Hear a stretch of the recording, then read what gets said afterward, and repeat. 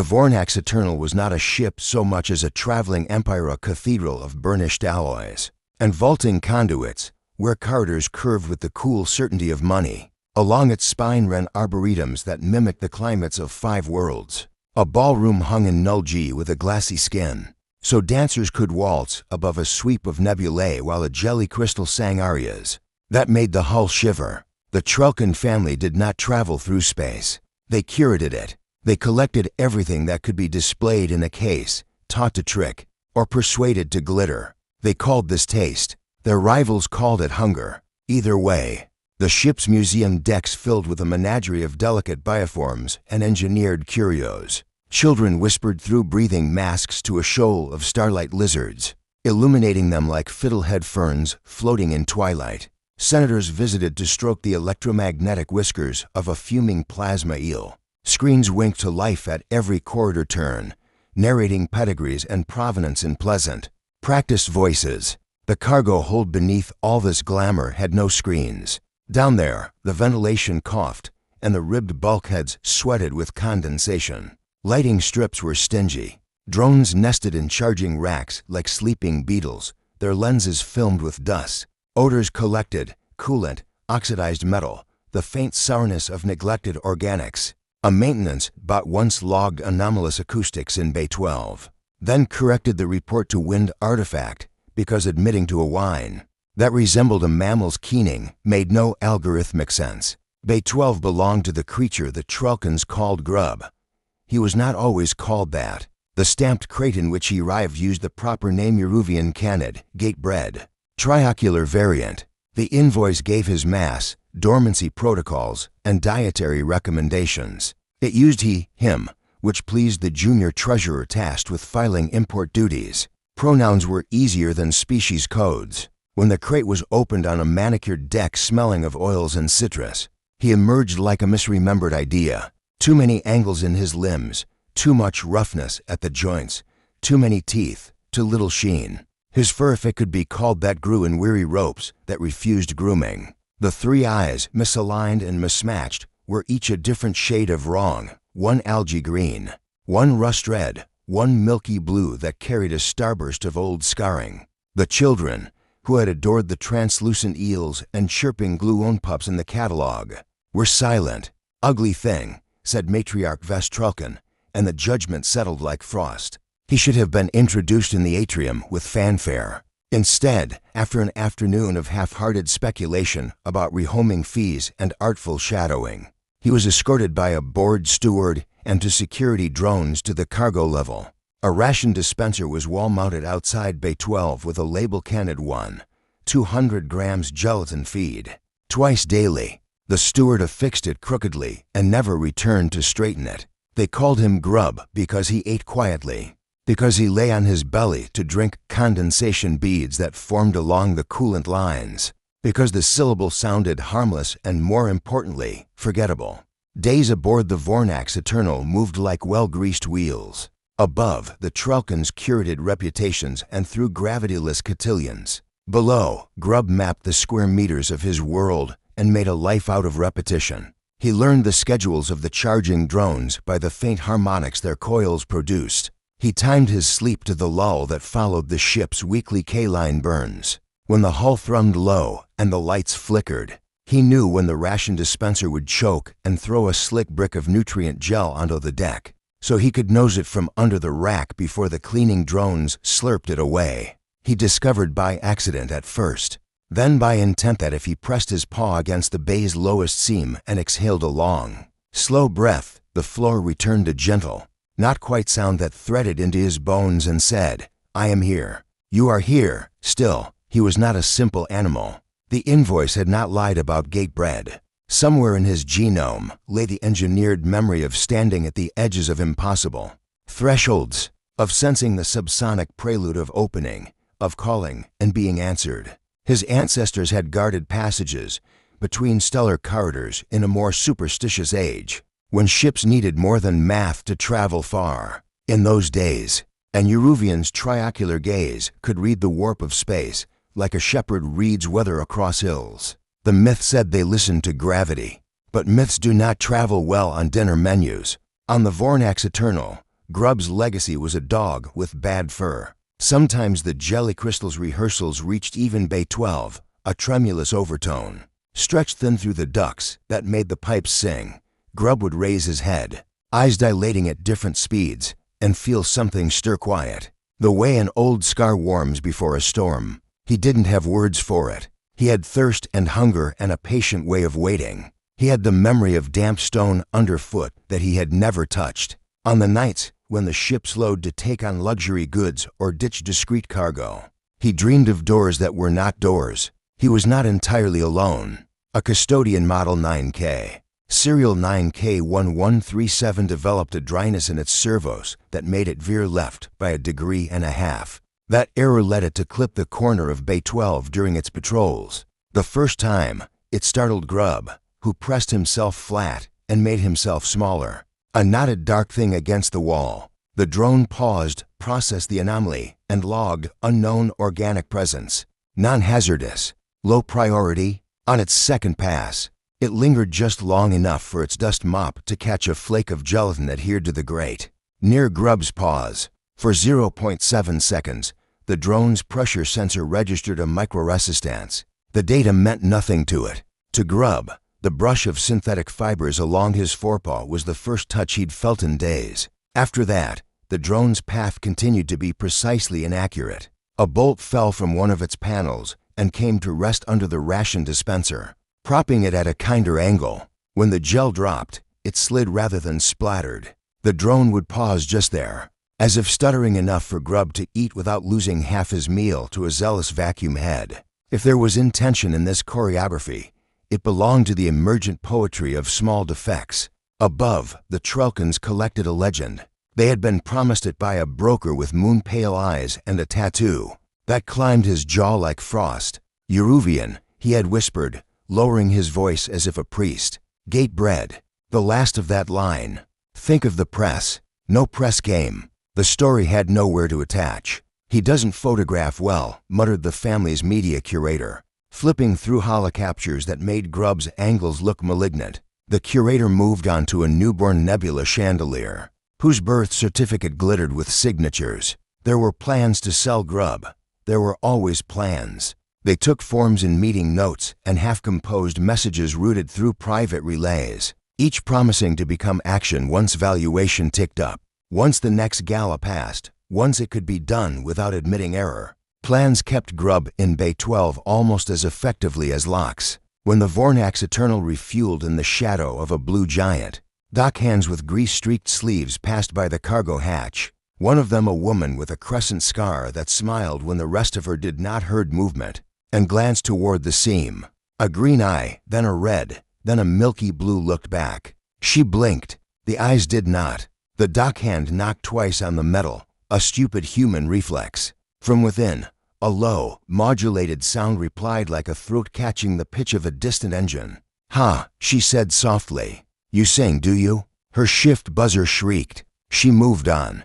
The Vornax Eternal paid well and demanded discretion. Still, the next time her crew loaded ceramic crates past Bay 12, a wedge of dried meat fell from her pocket and skittered through the hatch gap. Drones were thorough, but there are kinds of kindness even thoroughness cannot always see.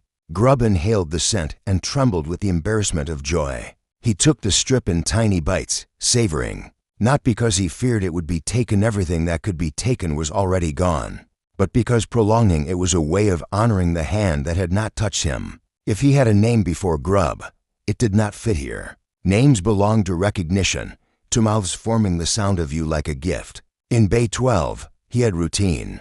He had the thrum of the ship, a choir of muted frequencies that, when he lay very still and flattened the backs of his ears, separated into strands. The main reactor sang low like a wail. The gravrings hummed at a frequency that made his molars itch.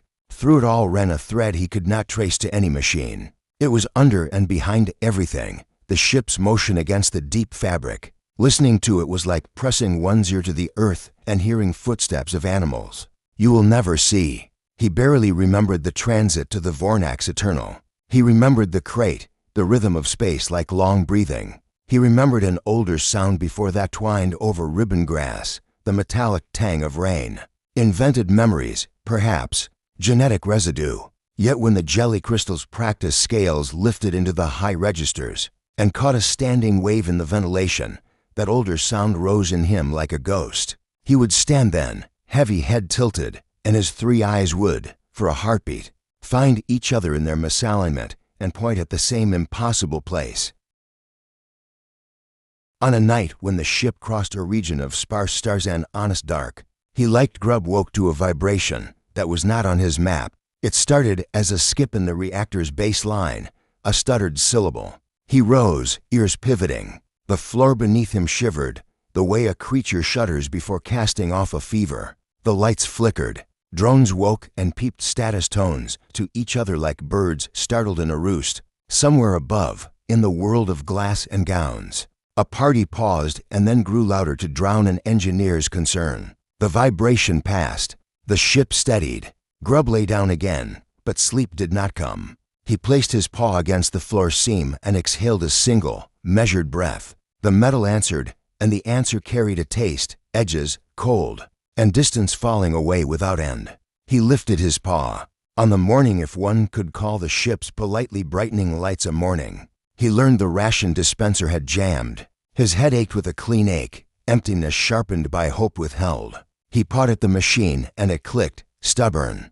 A drone finally buzzed over, ran a diagnostic, and beeped resolved while nothing changed. When it left, Grub nosed the fallen bolt back into its propping place. The dispenser thought about this, then coughed a single block, which he ate too fast and regretted. Later, footsteps approached soft, human. The dockhand with the crescent scar. She did not speak this time, only slid a little packet under the seam, wrapped in waxed cloth. Grub sniffed salt and spice, and the faint signature of fingers. He pressed his muzzle against the seam in clumsy thanks and released a sound that made the dockhand step back and stare at the metal. A chord she felt in her sternum more than she heard with her ears. "Stars keep you," she murmured, and left. The ship prepared for its next jump, status lights blooming, redouts pouring through the systems like summer rain.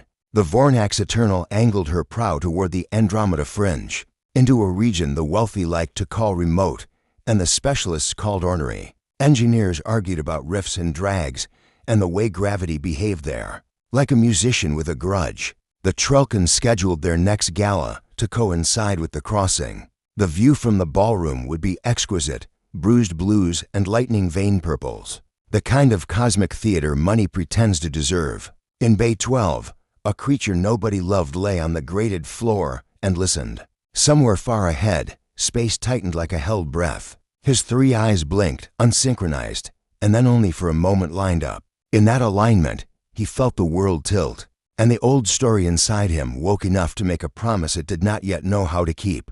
The Vornax Eternal did not announce disaster the way lesser ships did. There were no klaxons, no red lights pulsing across the decks like a heartbeat in panic. The vessel, proud and ancient, prided itself on grace even in ruin. And so when catastrophe came, it began as a whisper, a tremor so subtle that most of the passengers mistook it for the faint shiver of hyperspace winds against the hull dot but deep in the forgotten cargo decks.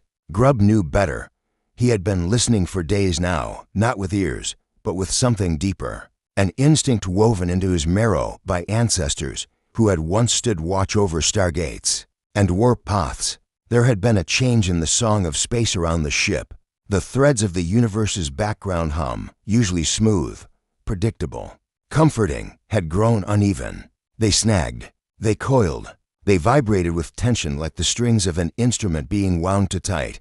Tonight, the song broke. It began with a heavy lurch that rolled through the deck plates, rattling even the bolts in the walls. Above, somewhere in the opulent levels, a chorus of startled gasps rose as champagne flutes shattered and dancers drifted into one another. In the null-grav ballroom, in Bay 12, Grub lifted his head from the cool steel floor and stared into the dark. The hum of the Vornax Eternal's engines faltered. Once steady vibrations now hiccuped irregularly. Then came the grinding scream, the tortured protest of inertial dampeners pushed beyond tolerance. A maintenance drone clattered from its charging rack and fell to the ground, its status lights blinking in confusion that something had gone terribly wrong. Grub pressed his paw flat against the deck, his three eyes narrowing, aligning, an instinctive motion he did not understand. Through the metal beneath him, he could feel it, the ship's artificial gravity fluctuating as the Vornax Eternal slipped into the edge of a massive gravitational anomaly. Not a black hole, not yet, but close enough to spell doom if they didn't correct course up above. Chaos reigned, stabilizers offline. Shouted a voice from the bridge. Main thrusters unresponsive. We're being pulled toward the rift. Another screamed. We'll cross the event horizon in 17 minutes. The Black Rift, a starless void older than the Milky Way itself. A wound in spacetime where the laws of physics buckled and bent. Even the most advanced ships avoided it by millions of kilometers. But the Vornax Eternal, bloated with arrogance and unbothered by the warnings of lesser navigators, had strayed to close dot, and now it was dying. The abandonment in Deck 1. The Trelkin family convened in a panic. The patriarch, Lord Severin Trelkin, slammed his fist against the holoconsole as readouts flashed in crimson. Where are the escape pods? He barked. Deck 14, replied his eldest daughter, already wrapping a silken cloak round her shoulders. But father, the crew, forget the crew, Severin snarled. The ship is lost. We must save the family name. They moved quickly, grabbing heirlooms, data caches, and jewelry cases worth more than the GDP of entire star systems. Servants were shoved aside. Technicians abandoned their posts. Panic spread like plasma fire through the corridors dot and in the chaos. Not a single one of them remembered the creature in Bay 12. Grubb heard the thundering footsteps fading away, the airlocks hissing, the distant roar of escape pod engines. Then, silence. He was alone, for the first time since his arrival aboard the Vornax Eternal. There was no hum of life above him, no muffled conversations through the walls. The great ship, once a cathedral of decadence, had become a drifting tomb. Grubb shivered. He did not know fear as humans did, but something deeper, older, stirred within him. The instinct of a species forged in the cold, indifferent heart of the cosmos. He knew he would die here, alone, forgotten, a life dismissed before it had ever truly begun. But something in him refused.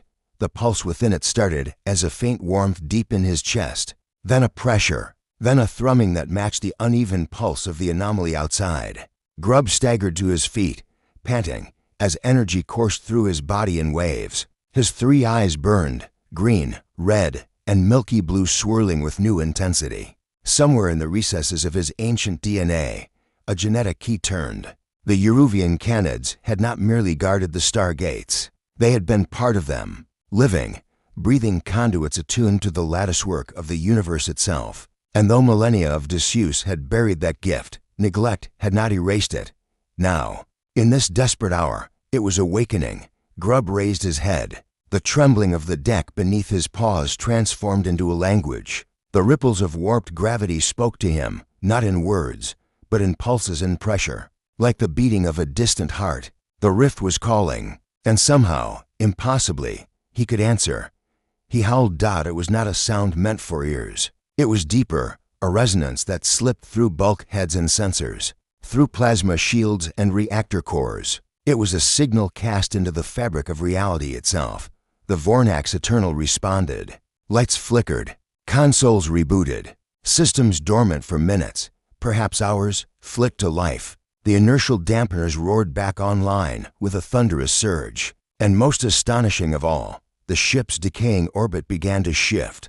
Through sheer will, or perhaps something older than will, Grubb was reshaping the gravity around the vessel. He didn't understand how. He didn't need to. His body knew what to do, guided by instincts written in the bones of his species long before the Trelkins ever looked to.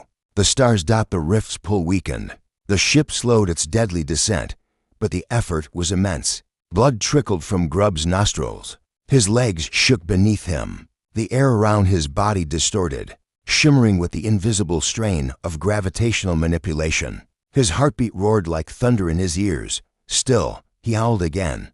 The Vornax Eternal shuddered. Metal groaned. Entire sections of the ship flexed under stresses they were never designed to endure. But the impossible was happening.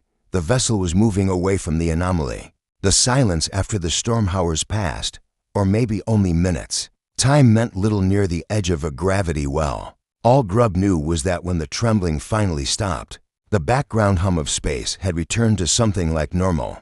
The ship was safe. He collapsed onto the cold deck, exhausted beyond measure. His breathing was shallow, ragged. Every muscle screamed in pain. But beneath the suffering was something new, a spark of purpose.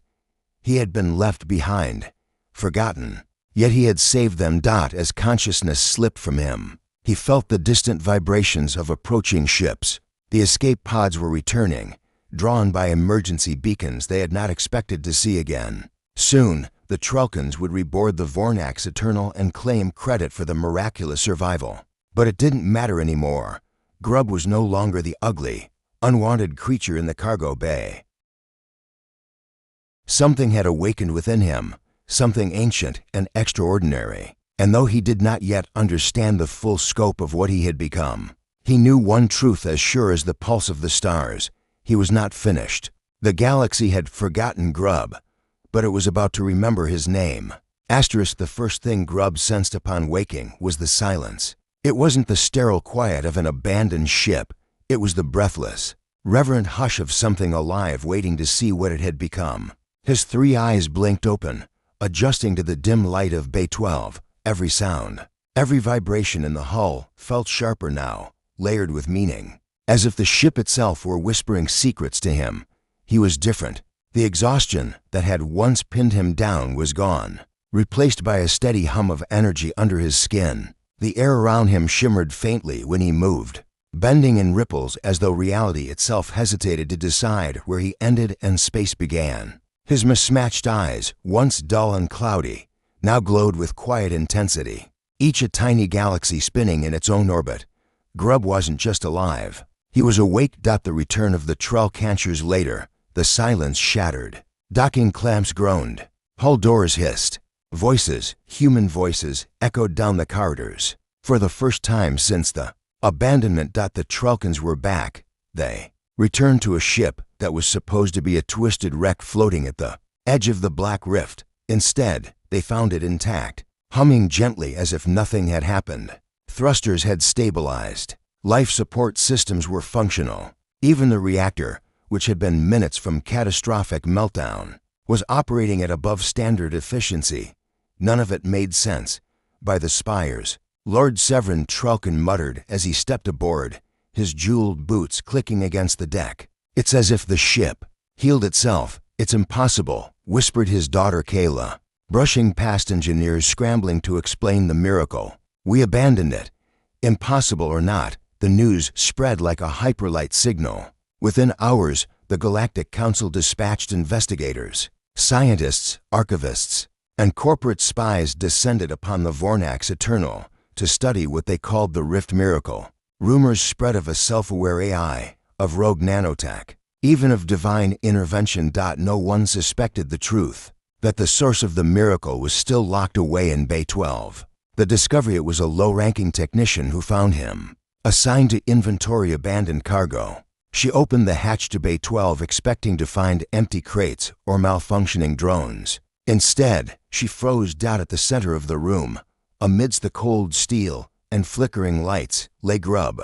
He looked nothing like the neglected creature described in the ship's records. His once uneven limbs were taut with latent power. The strange glow of his triocular gaze illuminated the dark bay with shifting hues of red, green, and pale blue. The very air seemed to warp around him, as if gravity itself bowed in his presence. The technician stumbled backward. Gods of the core. Word spread fast.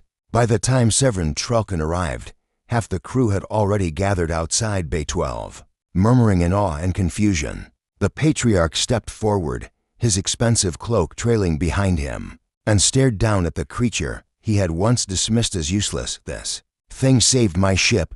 he asked, incredulous. The technician nodded. "All telemetry points to a gravitational event originating here, my lord. It redirected the vessel's descent. Without it, we'd all be atoms in the rift." Severin's eyes narrowed. Greed replaced disbelief. "Then we must understand it, harness it. Imagine the power we could wield." The refusal bit when they tried to approach. Grubb's 3 eyes locked onto them with eerie intelligence. The air shimmered, A wave of force, gentle but irresistible, pushed the onlookers back, pinning them to the walls without so much as a growl. "What is this?" Kayla gasped, struggling against the invisible pressure. "It's controlling the gravity field," one of the scientists whispered, his voice trembling with awe. "Not through machinery, through will." The realization struck Severin like a slap. This was no pet, no collectible curiosity. This was a weapon, and he owned it, or so he thought. "Grub," he said, using the name with forced familiarity. "You belong to the House of Trelkin. Serve us, and we will give you comfort, power, purpose." For a long moment, the creature was still. Then, slowly, deliberately, Grub rose to his feet. The ship's metal groaned beneath his paws. His eyes blazed brighter, their colors synchronizing into a single, piercing beam of light that pierced Severin's gaze. And in a voice that was not a voice, a vibration that echoed directly into their minds, they heard the answer: "I do not belong." The words were simple, final, and they were followed by a blast of gravitational energy that sent every Trelkin in the room sprawling to the floor. None were harmed. Grub did not wish to harm them, but the message was clear. He was no slave. The pact of the forgotten. Within days, the story spread beyond the ship, across the hypernet, across the trade routes and orbital stations. Tales multiplied, each more dramatic than the last. They spoke of the Gravitic Guardian, of the beast that bent the rift, of a creature once forsaken that now commanded the forces of nature themselves. And those stories found ears on mining moons where indentured laborers toiled under crushing conditions, in research labs where sentient AIs were treated as tools, in cargo bays where bioengineered beasts were discarded when they ceased to amuse. They heard the tale, and they answered. The first to arrive was a drone swarm from the T-Show Combine, abandoned centuries ago when their parent AI was dismantled. Then came a clutch of symbionts from the Cryo Ring, biological weapons bred for war, and then left to die when peace was signed. Soon, ships arrived bearing escaped constructs, liberated bioweapons, neglected clones, and cybernetic minds that had been discarded as obsolete. They gathered around the Vornax Eternal, drawn by the same pulse that had once saved the ship. They did not kneel before Grub. They stood beside him, and together, they formed a new alliance, the Pact of the Forgotten. Their purpose was simple, yet profound. Never again would any being, no matter how small or strange, be thrown away and left to rot in the darkness. They would be protectors, avengers, and liberators. The seeds of revolution's Galactic Council was not amused. At first, they dismissed the pact as a curiosity, a loose gathering of misfits and malfunctioning machines. But when a slaver convoy in the outer veil was found dismantled, its captives freed and its masters vanishing without a trace, they began to worry. When an abandoned AI planet in the Vorten Belt declared independence under the Pact's banner, they began to fear. And when a massive orbital fortress belonging to the Trelkin family was gently but firmly deorbited by a single gravitational pulse, with no casualties but a clear message, they began to panic. Across the galaxy, whispers grew louder. Revolts flared in hidden corners. Forgotten creations looked to the stars and saw, for the first time, a reason to hope. A leader had risen, not a king or conqueror, but a guardian who had once been dismissed as an ugly dog. On the bridge of the Vornax Eternal, Grub stood at the viewport, watching the stars wheel across the void. Around him, members of the Pact drifted information. A strange and beautiful fleet of misfit life forms and liberated machines. He had no throne, no crown, and yet they followed him willingly, because Grub had taught them a truth the galaxy had forgotten, that even those cast aside can rise higher than anyone ever believed, that those treated as worthless can become the very force that reshapes the universe. And as he gazed into the endless sea of stars, the guardian of the forgotten whispered a vow only he could hear. This is only the beginning.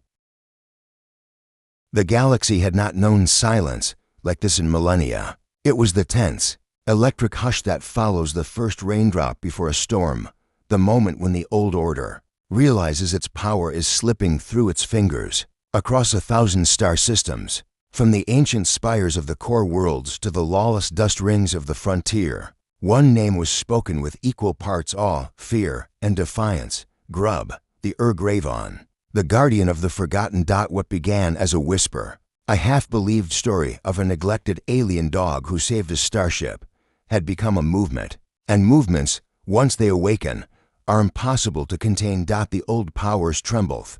Galactic Council convened in secret beneath the crystalline towers of Hyperion Prime. Delegates from the 12 great houses and the 9 industrial syndicates gathered around a table, older than most civilizations, its surface etched with the treaties that had shaped galactic law. They were not here to legislate.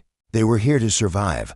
Unacceptable, hissed Chancellor Rhina of the Corvaxis Dominion. A creature, an animal, unites rogue AIs, genetic abominations, and disloyal constructs into a fleet that openly defies us. It is an insult to every law we've ever written. Insult, replied Senator Tulek of the Varu trade bloc.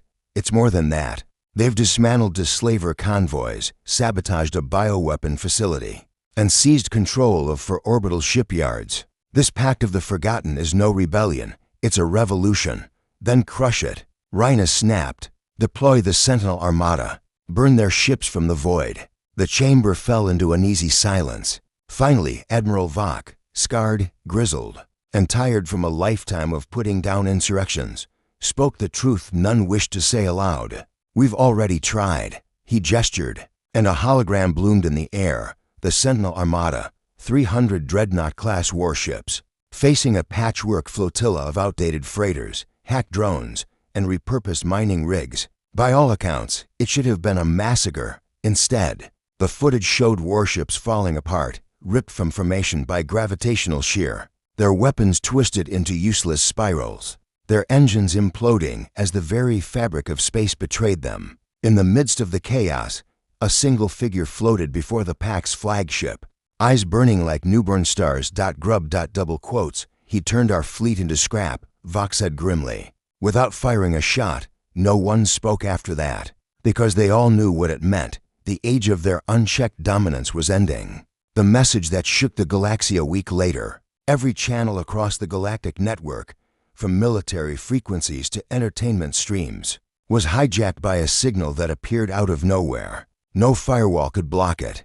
No jammer could silence it.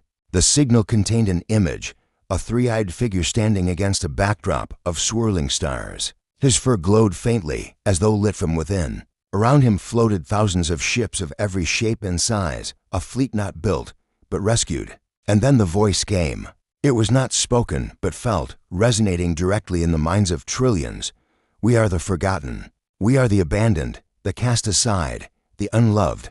We have been weapons, pets, slaves, and tools. But we are none of those things. We are alive, and we will no longer kneel. The broadcast lasted less than a minute, but its impact was seismic. On the factory moons of the core, synthetic workers laid down their tools and refused to power back on. In the gladiatorial pits of Varnus 3, engineered beasts tore down their cages and walked free. Entire fleets of decommissioned military AIs, once considered inert, reactivated themselves and vanished into deep space. And everywhere, graffiti bloomed on walls, stations, and ship hulls alike. We are the forgotten. The Trulkans full no one felt the shockwave more directly than the Trulkan family. Once among the most powerful dynasties in the galaxy, their holdings crumbled as factories revolted. Slaves escaped, and bioengineered servants simply walked away. Their name became synonymous with cruelty and arrogance, and their downfall was poetic. When they attempted to launch a retaliatory strike against the Pact's fleet, their flagship, the Vornax Sovereign, was stopped mid-flight, not by missiles, not by sabotage, but by a single gravitational pulse that locked the vessel in place. As easily as a child pinning an insect, Grub appeared on their COMMS. No words were exchanged. No threats were issued. He simply stared into their bridge through the transmission, his mismatched eyes calm, unreadable, before releasing them and allowing the ship to limp home in humiliation. The message was clear. Vengeance was not the goal. Change was. A galaxy transformed over the next 5 years. The galaxy reshaped itself. The Galactic Council, under immense public pressure and facing the collapse of entire sectors, enacted sweeping reforms. Sentient rights were extended to non-biological beings. Bioengineered species were granted citizenship. Abandonment of conscious life, once legal and profitable, was reclassified as a universal crime. Entire planets became sanctuaries.